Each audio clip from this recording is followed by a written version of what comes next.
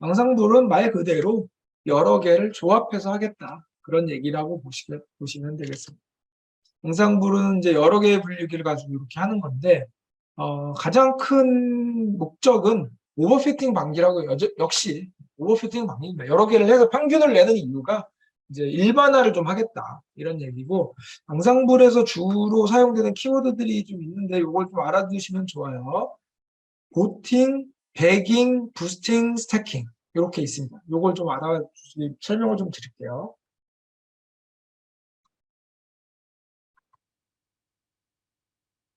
보통 보팅이라고 하면 이제 기본적으로 이런 거예요. 그래서 이제 앞에서도 말씀드렸지만 요 분류기를 뭐 여러 가지를 써도 상관없어요. 근데 일반적으로 요즘은 그냥 디시전 트리 쓴다고 보시면 돼요. 디시전 트리가 성능은 좋은데 오버피팅에 취약하기 때문에 앙상블은 또 오버피팅을 방지하는 아이라서 둘이 궁합이 잘 맞아요. 디시전 트리 자체에서 오버피팅 방지책으로 여러 가지 프루닝도 하고 뭐 여러 가지를 했지만 잘 안 됐잖아요. 그걸 앙상블이 이제 커버하고 있다 이렇게 생각하시면 돼서 궁합이 너무 잘 맞아요. 그래서 앞으로는 그냥 요건 그냥 디시전 트리라고 얘기하고 가겠습니다. 보팅은 기본적으로 그냥 이렇게 하는 거예요. 디시전 트리를 여러 개를 만들어서 이거를 뭐 투표라고 표현은 하지만 그냥 뭐 평균 뭐 이런 정도로 생각하시면 될 것 같아요. 그래서 보팅이라는 거는 특별한 어떤 무슨 알고리즘이 아니라 이렇게 여러 번 해서 투표해서 최종 결과를 냅니다. 이럴 때 쓰는 용어고, 혹은 앞에 뒤에서 이제 배울 보팅, 배깅, 부스팅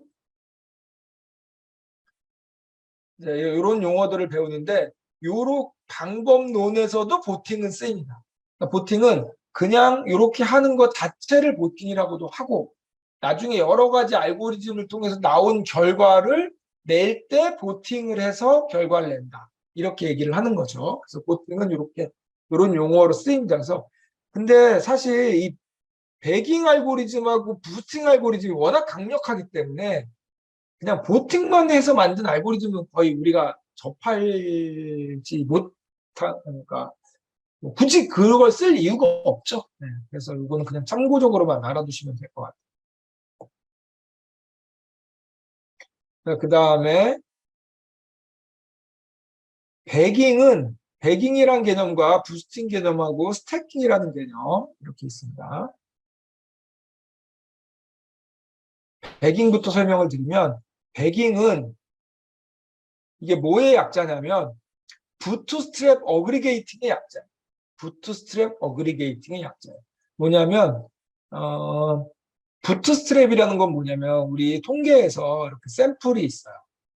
샘플이 있으면 여기서 원래 통계에서도 우리 쓰는 방법이죠. 샘플이 있으면 예를 들어서 데이터가 100개가 있어요. 그러면 여기서 샘플 10개만 뽑아요. 그리고 또 이걸 가지고 뭔가 하는 거예요. 그리고 또 10개를 뽑아요. 이걸 가지고 뭘 하는 거예요. 뽑을 때 이 부트스트랩이 이제 그 뭐라 그러죠? 복원 추출이라죠. 복원 추출. 10개를 뽑고 그거를 제외하고 뽑는 게 아니라 그냥 또 뽑고 또 뽑고 이런 애들 저희가 부트스트랩이라 그러고, 그거를 여러 번 하는 거예요. 여러 번. 그래서 이걸 어그리게이션 하는 거예요. 이게 배깅입니다. 배깅의 약자 자체가 부트스트랩 어그리게이팅의 약자예요. 그래서 샘플링을 10개 뽑아서 뭐 하고 10개 뽑아서 뭐 하고 10개 뽑아서 뭐 한 다음에 이걸 어그리게이팅 하는, 뭐 평균을 내든 보팅을 하든 뭔가를 하겠다. 이게 그 부스팅의 개념입니다. 이거의 가장 유명한 애가 랜덤 포레스트. 이걸 이용해서 만든 알고리즘이 랜덤 포레스트고, 랜덤 포레스트는 결국 배깅을 이용한 알고리즘이다. 이렇게 보시면 될 것 같아요. 그럼 랜덤 포레스트가 어떻게 동작하는지는 좀 이따 또 얘기를 할게요. 그 다음에 부스팅은 배깅하고 차이점이 뭐냐면, 배깅은 똑같은 샘플이 있으면 10개 뽑고 10개 뽑고 이렇게 10개 뽑아서 얘를 여러 번 뽑아서 평균 내서 뭔가 하는 이런 개념이었다면, 부스팅은 이렇게 이거를 순차적으로 하는 거예요. 하나를 뽑아요. 먼저 똑같이 10개는 뽑아요. 10개 뽑아서 뭔가 해요. 그럼 여기 결과가 나오죠. 이 결과를 이용해서 샘플을 다르게 뽑아요. 그 다음에 또 결과를 내요. 그 다음에 또 샘플을 이 결과를 이용해서 또 샘플을 뽑아요. 또 결과를 내요. 또 이걸 해요. 그러니까 부스팅은 갈수록 말 그대로 부스팅 되는 거예요. 점점 좋아지는 거예요. 그래서 특징이 뭐냐면 얘는 우리가 패러럴하게 작업을 할 수 있어요. 이게 만약에 제가 이 분류기를 100개를 만들었다. 100개를 만들었다. 그러면 100개를 동시에 그냥 하면 돼요. 왜냐면 1번 작업과 2번 작업이 서로 연관이 없어요. 1번 따로, 2번 따로, 3번 따로 할 거예요. 그래서 그냥 동시에 해버리면 돼요. 그런데 부스팅은 안 그래요. 부스팅은 100개를 할 거면 내가 이걸 동시에 할 수가 없어요. 얘를 하고 결과가 나와야 그거를 여기다가 해서 결과를 내고 또 그 결과를 여기다 줘서 결과를 내고 또 이렇게 순차적으로 해야 돼요. 시리얼하게 쭉 갈 수밖에 없다는 거죠. 네, 그래서 얘는 보통 우리가 일반적으로 물론 계산량도 많기도 하지만 속도가 느린 이유가 얘는 멀티태스킹이 되는 거죠. 근데 얘는 멀티태스킹이 안 되는 거예요. 하나씩 해야 돼요. 그런데 성능은 요즘 성능은 얘가 더 좋아요. 그런데 속도는 당연히 얘가 훨씬 좋겠죠. 그래서 이제 우리가 막 캐글이나 이런 것처럼 막 짜내야 될 때는 이 부스팅 계열 알고리즘을 쓰는데 좀 현업에서 쓸 때는 이게 좀 느린 경향이 있어서 아무래도 계산량이 많으니까 배깅 알고리즘으로도 충분하다면 이걸로도 괜찮다 이렇게 얘기를 합니다. 근데 요즘 뭐 컴퓨팅파가 워낙 좋아져서 괜찮아요. 네, 네, 할 수 있습니다. 근데 나중에 우리 실습해보면 알겠지만 확실히 느리긴 느려요. 우리가 실감할 정도로 느리다는 거는 정말 느리다는 거. 네, 그래서 차이가 많이 납니다. 얘네들의 대표적인 알고리즘은 요즘 많이 예전 건 빼고 그래서 에이다 부스트 이런 건 빼고 그레디언트 부스팅 머신의 약자 GBM 그다음에 엑스트라 그레디언트 부스팅 머신의 약자 해서 XG 부스트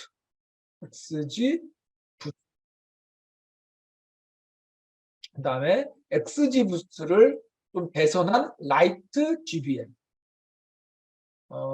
사실 라이트란 말이 들어갔지만 가볍지는 않습니다. 똑같아요. 근데 방법론이 조금 다른 거예요. 그 다음에 제가 예전에 소개드렸던 얘네들을 개선한 X가 카테고리일 때 좀 잘 되는 펫 부스트 이런 애들이 대표적인 아이들입니다. 네. 전부 다 부스팅 계열 알고리즘이라고 보시면 됩니다. 랜덤 포레스트는 배깅 계열 알고리즘. 그 다음에 스태킹은 뭐냐면 스태킹은 그냥 참고적으로만 알아두세요. 저는 별로 선호하지 않고 많이 쓰진 않아요. 근데 개념은 중요해요. 개념은 나중에 우리가 이런 걸 이용해서 우리가 또 뭘 할 수도 있기 때문에 이렇게 하는 거예요. 분류기를 이렇게 만들어요. 만들어서 y-값을 예측을 해요. 예측을 해요. 그리고 그걸로 다시 분류기를 만드는데 이 예측한 y-값 있죠. 이걸 정답으로 쓰겠다는 거예요. 그래서 우리가 xy를 만드는데 이 y값이 진짜 y값이 아니라 얘가 예측한 y값 우리가 프리딕션 한 거를 여기다 집어넣고 쓰겠다는 거예요. 그러면 당연히 정확도가 떨어지겠죠.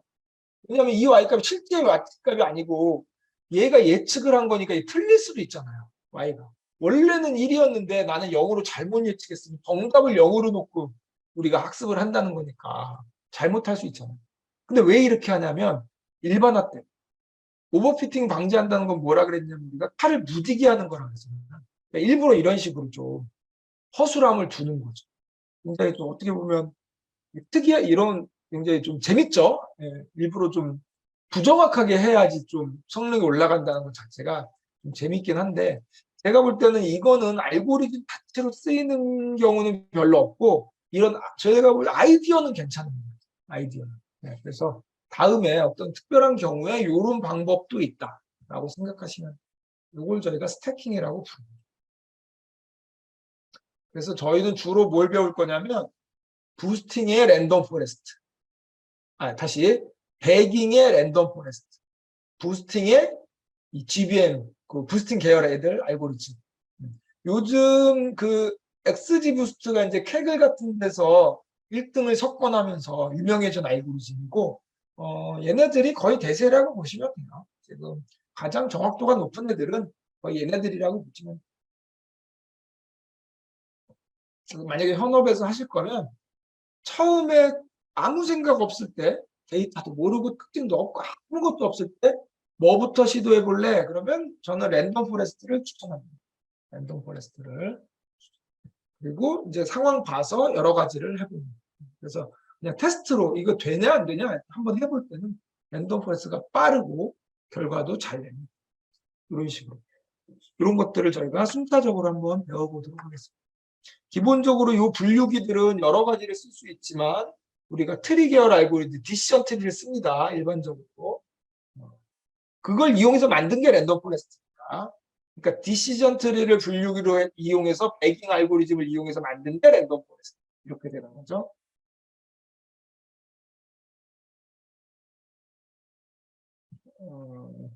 예전에는 우리가 이런 얘기는 했었어요. 리그레션 계열은 학습은 오래 걸리지만 한 번 선을 찾고 나면 추론은 금방금방 하죠. 집어넣으면 바로바로 계산값이 나오니까. 근데 이 트리 계열 알고리즘은 추론할 때도 계속 타고 내려가야 되잖아요. 계속 크냐 작으냐 크냐 작으냐 타고 그래서 조금 오래 걸리는 경향이 있다 그래서 예전에 실시간 리얼타임으로 뭔가 서비스를 해야 되는 학습은 배치로 시키면 되는데 리얼타임으로 서비스를 해야 되는 거는 트리 계열은 좀 잘 안 쓴다. 이렇게 얘기를 했었어요. 근데 요즘 보니까 뭐 그건 아닌 것 같아요.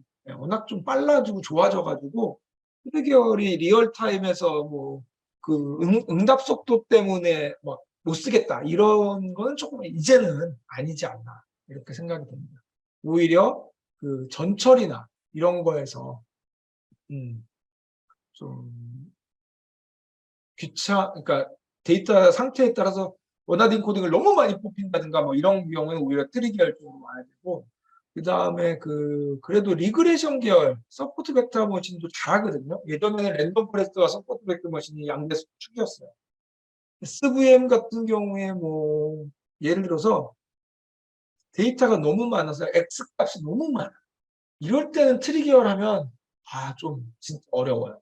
네, 그래서 이럴 때는 이제 그 SVM 같은 거 이런 거 써보시면 좋을 것 같아요. 요즘 뭐 컴퓨팅 파워도 워낙 좋아지고 그래서 크게 경계가 좀 무너진 느낌이 있습니다.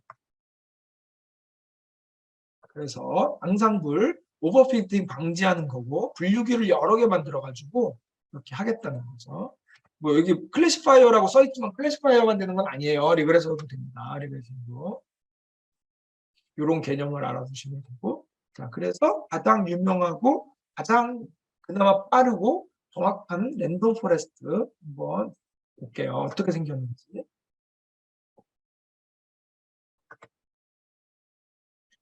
설명드린 거를 한번 보시면 배깅, 배깅이 부트스트랩 어그리게이팅의 약자죠. 이렇게 하는 건데 보통 분류기를 그럼 몇 개나 만드나 이렇게 생각하는데 우리가 뭐 한 5개, 10개 이런 거 아니고 보통 막 100개, 300개 이 정도로 만듭니다. 설명을 좀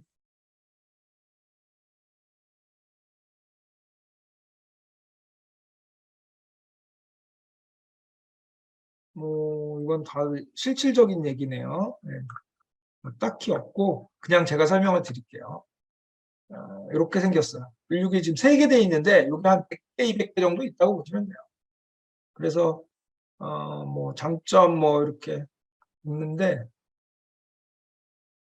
이런 건 좀 봐두면 좋죠. 하이퍼 파라미터. 여기 보면 n 언더바 에스티메이터 이게 이제 분류기 몇 개 만들 거 이걸 주는 거죠. 몇 개 만들 거냐. 디폴트는 10개네요. 그 다음에 민 샘플 스플릿, 민 샘플 뭐 립, 이거 아까 앞에서 봤던 거예요. 맥스 피처 뭐 이렇게 맥스 뎁스 이런 애들 다 봤던 거예요. 네, 그래서 이런 애들이 이제 그 오버피팅을 방지하는 하이퍼 파라미터로 들어가는데 아까 안 본 거는 민 에스티메이터 이런 건 없었죠. 당연히 분류기 몇 개를 할 거냐. 그다음에 민 말고 맥스 피처 이게 없었죠. 이게 양상불에서만 생긴 건데 이 개념을 한번 설명을 드려볼게요. 일단 데이터가 이렇게 있으면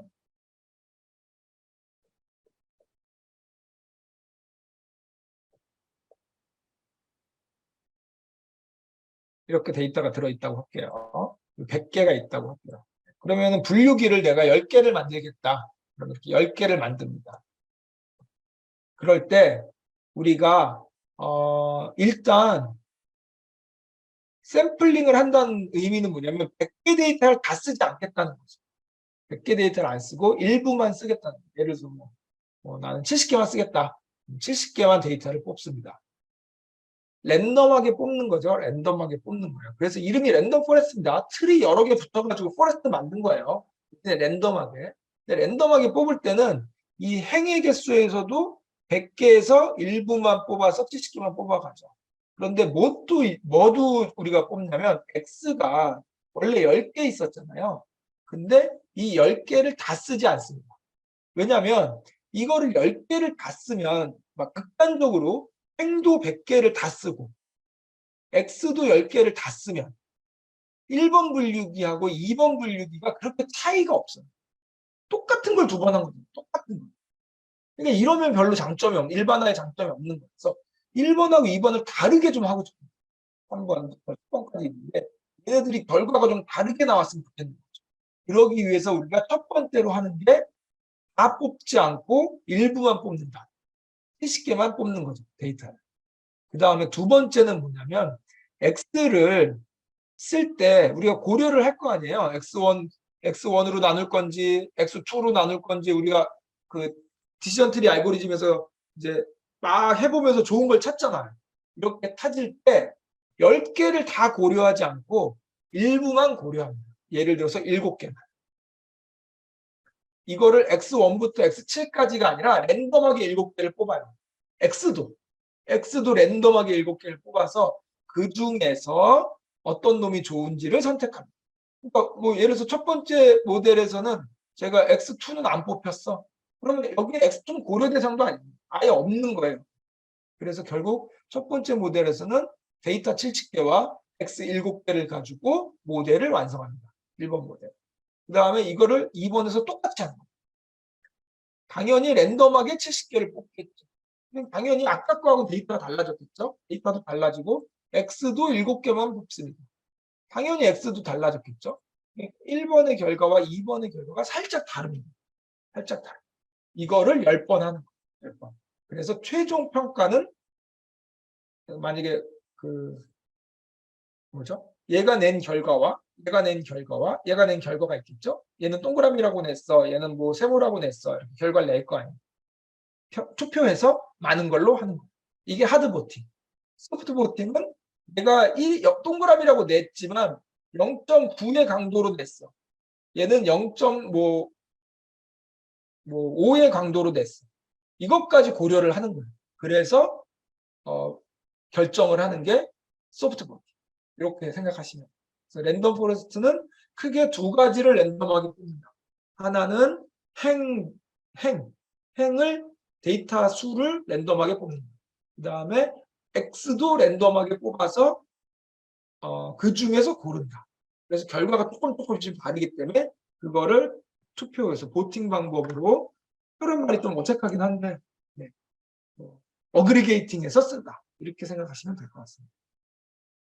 거기서 나온 게 맥스 피처스예요. 네. 이거를 데이터를 뽑을 때 예를 들어서 맥스 여기 보시면 최적의 분할을 위해 고려할 최대 피터 개수. 원래는 10개 다 놓고 누가 제일 잘 나눠? 이거를 먼저 선택해야 되는데 얘네는 랜덤하게 7개만 뽑아서 그 중에서만 선택한다는 거죠. 근데 보면 여기에 이렇게 돼 있죠.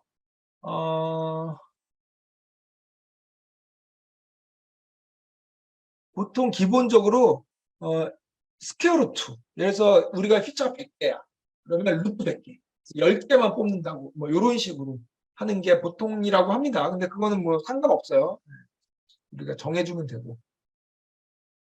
그리고 뭐 로그를 취해서 뽑는 방법. 이렇게 여러 가지 선정하는 방법이 있나 봐요. 근데 굳이 우리가 이것까지는 손 안 대도 될 것 같아요. 이런 식으로 우리가 뽑는다.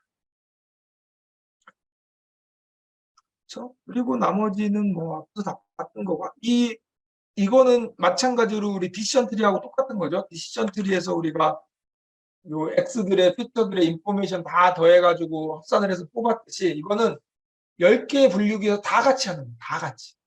다 해가지고 X1이 여기서 얼마나 영향을 미쳤고 여기서는 얼마나 미쳤고 여기서는 얼마나 미쳤고 이걸 다 합산한 거를 피처 임포터스로 보여주는 겁니다.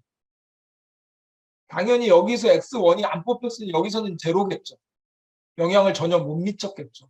할 수 없어요. 랜덤하게 뽑는 거니까. 그 정도인 것 같습니다. 랜덤 포레스트는.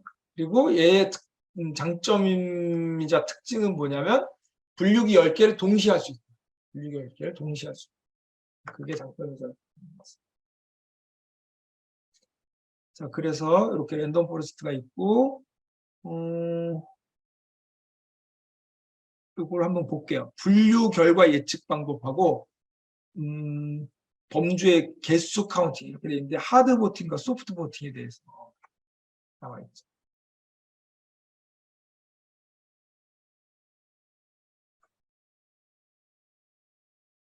자, 이렇게 쭉 써 있는데 이게 뭐 그림을 좀 볼까요?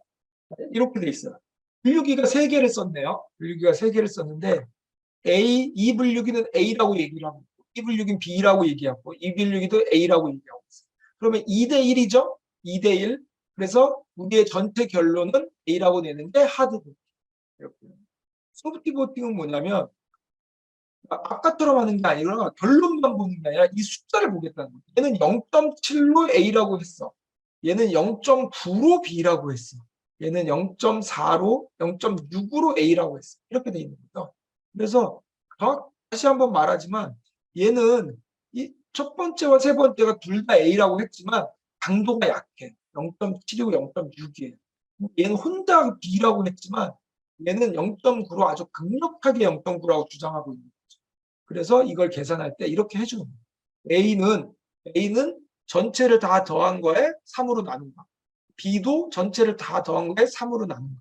근데 0.9가 굉장히 크기 때문에 최종 결론은 B가 0.53으로 얘보다 크죠. 그럼 우리는 B라고 결론을 내립니다. 요게 소프트 보팅입니다. 요 안에 있는 예측값까지 다 고려를 해서 그럼 이게 0.3과 0.7 요거 의미는 뭐냐면 요 클래시파이어 1이 처음에 있는 마지막 노드에 A가 7개, B가 3개 있었겠죠. 네. A가 7개, B가 3개 있었죠. 그렇게 되는 겁니다. 트리를 3개 만들었는데 이런 식으로 해서 쭉 만들었는데 쭉 만들었어요. 그리고 X를 가지고 쭉 타고 내려가다 보니까 여기에 걸린 거예요. 얘는 쭉 타고 내려가다 보니까 여기에 걸린 거예요. 얘는 여기에 걸린 거예요. 새로 예측하려고 하는 애가. 봤더니 얘가 73이니까 A가 7개 있었던 거예요. 그 다음에 B가 3개 있었던 거죠. 이렇게. 그리고 얘는 1, 9니까 A가 하나에 B가 9개. 그 다음에 얘는 6, 4니까 A가 6, 4. 이렇게 있었던 거죠. 그러니까 원래 하드 보팅으로 하면 동그라미가 맞네, 세모가 맞네, 동그라미가 맞네. 그래서 1번 분류기, 2번 분류기, 3번 분류기를 통합해 봤더니 전체적으로 동그라미가 2개 대 1. 우리는 동그라미라고 예측합니다. 이렇게 얘기를 하는 거고 소프트 보팅으로 보면 결국 개수를 다 세겠다는 거죠. 몇 개? 7개, 8개, 9, 10, 11, 12, 13, 14개. 얘는 하나, 둘, 셋, 넷, 9, 10, 11, 12, 13, 14, 15, 16. 개수로 보니까 세모가 맞네?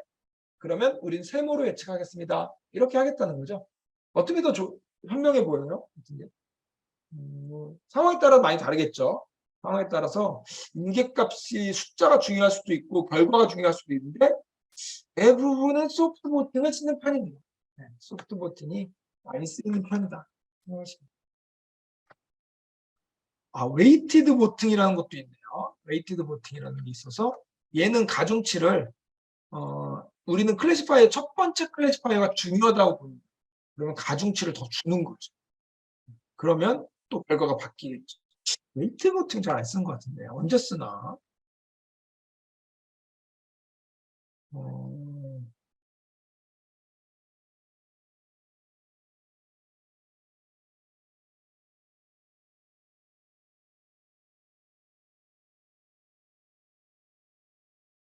웨이트는 특별히 뭐 쓸 필요가 있을까 싶어요. 이 분류기를 다른 걸로 했으면 얘는 뭐 디션트리로 하고 얘는 뭐 로지스틱으로 하고 그랬으면 모르겠지만 다 똑같은 걸로 했는데 어떤 걸 웨이트를 줄지 조금 애매하네요. 그렇습니다. 그다음에 클래시파이어 프로바빌리티 계산. 뭐 이건 아까 뭐 굉장히 복잡하게 얘기하고 있지만 아까 제가 설명드린 대로 그겁니다.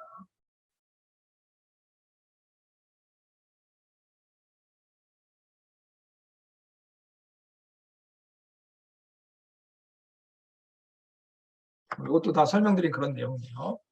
그다음에 우리가 이런 범주형이 아니라 숫자를 예측하는 거다. 그럼 여기 동그라미 세모가 아니라 진짜 숫자가 들어있겠죠. 숫자가 들어있겠죠. 그러면 전체를 다 놓고 숫자를 계산할 수도 있고 아니면 여기 있는 개수만큼 계산을 해서 다시 평균을 낼 수도 있고 뭐 상황에 따라서 이게 같을 수도 있고 다를 수도 있겠죠. 근데 어차피 숫자가 들어가는 것은 그냥 놓고 평균 낸다 이렇게 생각하시면 될 것 같아요. 그래서 그 뭐죠? 그거를 결과를 내면 이제 그거는 리그레서가 되는 거죠.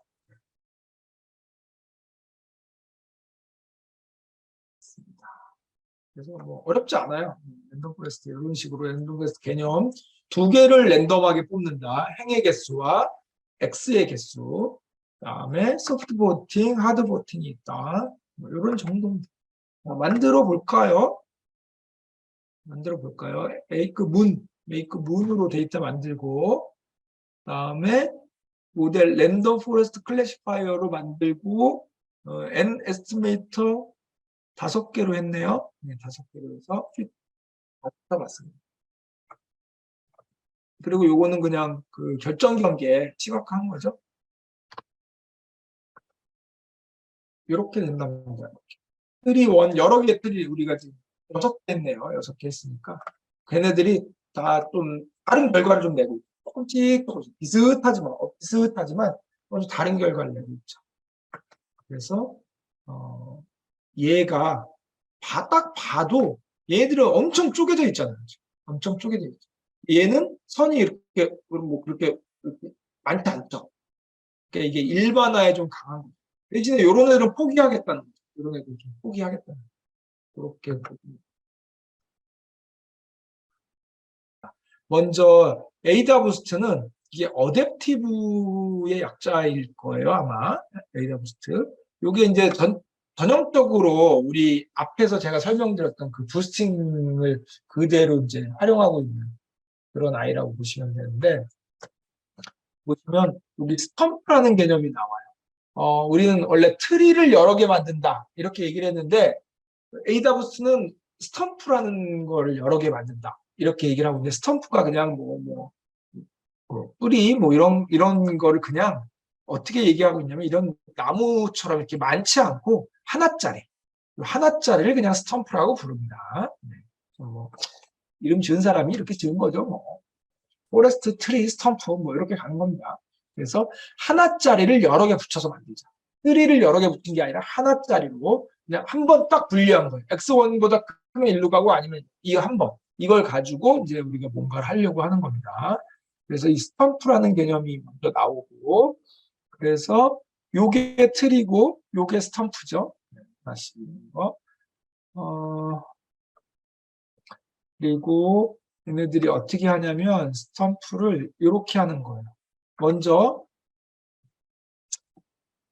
설명이 조금 복잡하긴 한데 먼저 데이터가 이렇게 있으면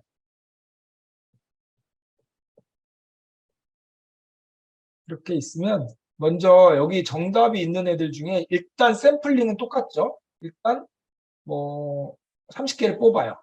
30개를 뽑아가지고 아까 그 스탬프로 어, 위에서 보여줬던 이 스탬프 요걸로 먼저 분류를 합니다. 그래서 이렇게 해서 먼저 이렇게 분류를 해요. 그러면 결과가 나오겠죠. 그럼 결과가 나오면 예를 들어서 원래 얘가 1, 0, 1, 1, 0, 뭐 1 이렇게 있었어요.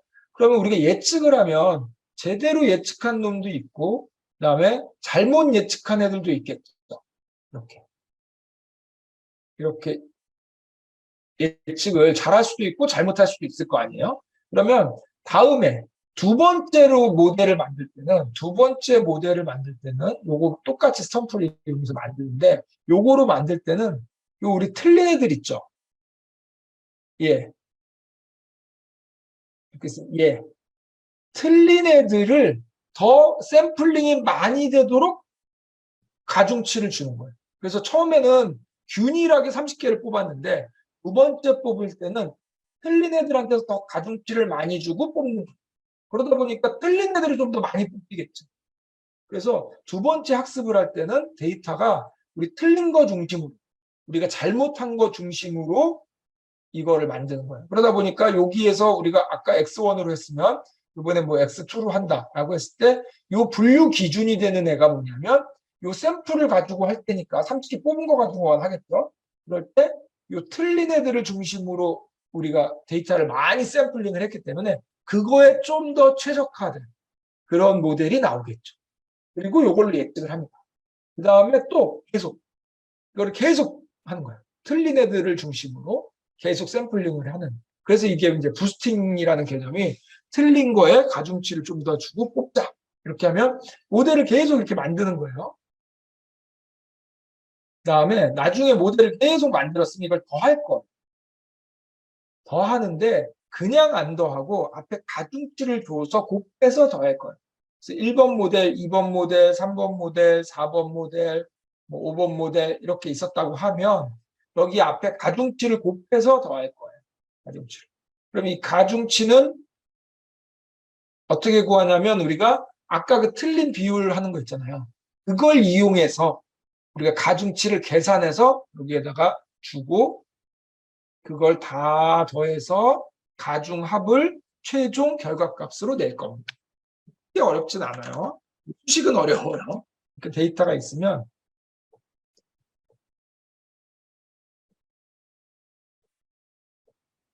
이렇게 데이터가 있어요. 값이 뭐 들어있겠죠.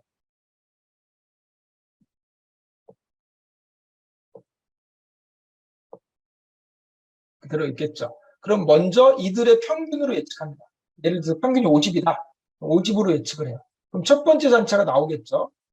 50 하지 말고 55.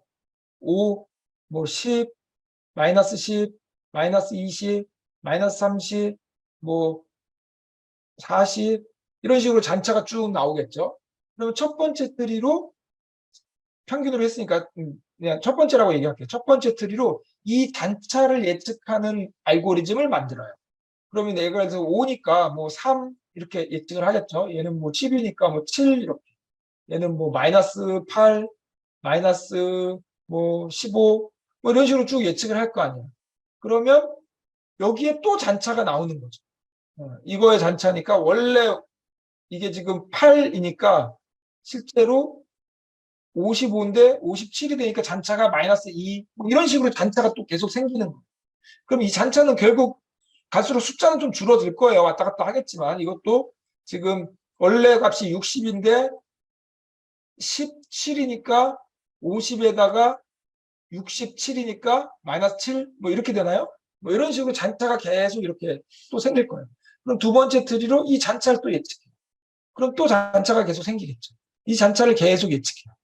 이런 식으로 우리가 트리를 모델을 계속 이렇게 늘려나가면서 만들 거예요. 이럴 때 여기에다가 역시 더해서 최종 합을 낼 건데 여기에 또 가중치를 줄 겁니다. 그래서 개념이 어떤 개념이냐면 예를 들어 우리가 처음부터 여기 이런 값이 있는데 이걸 맞추려고 하는데 쪼개서 가는 거예요. 첫 번째는 평균으로 먼저 뚝 예측을 하는 거예요. 그래서 이만큼을 첫 번째 모델이 커버를 하는 거죠.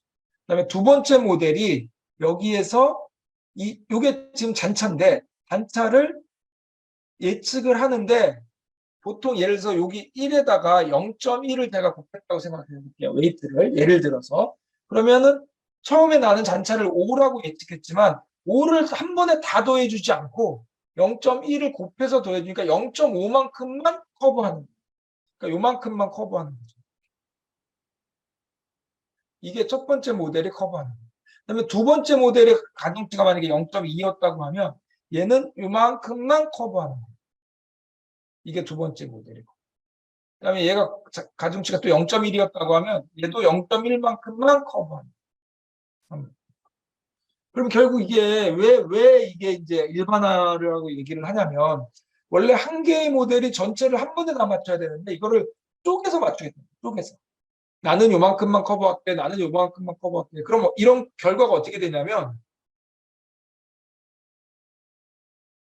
원래 정답은 얘가 요렇게 아니 요렇게 있었어요. 그럼 1번이 정답을 이거를 만약에 여기가 10이었다. 10을 다 못 맞추고 9만 맞췄다. 그럼 요만큼만 맞춘 거예요. 그다음에 두 번째 모델은 만약에 요만큼 맞췄다. 그러면 요만큼만 맞춘 거야. 그럼 세 번째 모델은 요만큼만 맞췄다. 그러면 결국 얘네들이 요걸 맞췄으니까 요 빈칸의 합이 최종 오류가 되겠죠. 최종. 그래서 이걸 왜 이렇게 하냐면 한 놈한테 맡기면 어떨 때는 다 맞추고 어떨 때는 절반밖에 못 맞추고 그런다는 거예요. 한 놈한테 다 맡기면 어쩔 때는 다 맞추고 어쩔 때는 절반밖에 못 맞추고 그러니까 이거를 쪼개서 너도 좀 맞추고 너도 좀 맞추고 너도 좀 맞춰. 그러면 1번이 잘 맞힐 때는 3번이 좀 못 맞힐 수도 있고 3번이 잘 맞힐 때는 1번이 좀 못 맞힐 수도 있고 그러니까 서로 이게 좀 어떤 데이터가 들어오든지 간에 좀 이렇게 균등하게 오류를 내겠다. 이렇게 생각하시면 돼요. 그래서 이런 식으로 이제 우리가 쪼개서 하는 거죠. 한 번에 다 안 하고 쪼개서 하는데 그럼 이 가중치 있잖아요. 가중치를 너는 요만큼 커버해, 너는 요만큼 커버해를 어떻게 정할까? 이걸 어떻게 정할까? 이게 뭐냐면 그래서 이름이 그레디언트 부스트라고 붙었는데 이 개념이 어떤 개념이냐면 요 단차들의 합, 최종 잔차죠. 이 잔차를 최소화시키는 가중치를 찾아보자. 이런 거예요. 그러면 이거 원래는 수학으로 계산해서 찾는 건데 우리 배운 방법이 있죠. 그레디언트 부스팅 방법으로 이걸 찾겠다. 정사하강법으로 계산해서 하지 않고 요거를 0.1로 해서 한번 해보고